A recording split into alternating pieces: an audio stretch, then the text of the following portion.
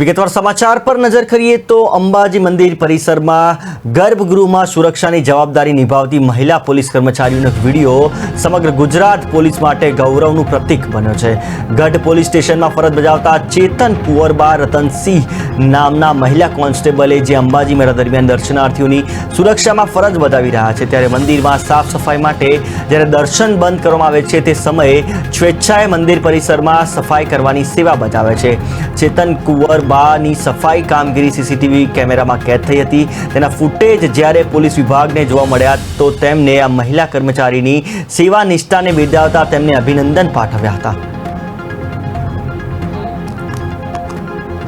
મંદિર બંધ થયું એટલે અમને એમ થયું કે થોડી વાર અમે અંદર માતાજીના દર્શન કરીએ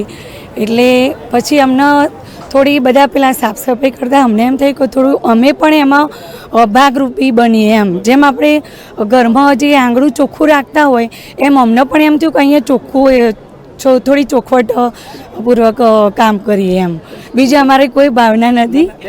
પબ્લિકને શું સંદેશ આપવા માંગતો જે રીતે તમે મંદિરની એક જાતની કાર સેવા જ કરી છે હા, એ માટેની શું સંદેશ આપવા માંગો? અમે જ કહેવા માંગીએ કે અમે એક લેડીઝ તરીકે કોઈ બી જગ્યાએ અમે આ કોઈ ગંદકી કે એવું જોઈએ તો અમને તરત એમ થાય કે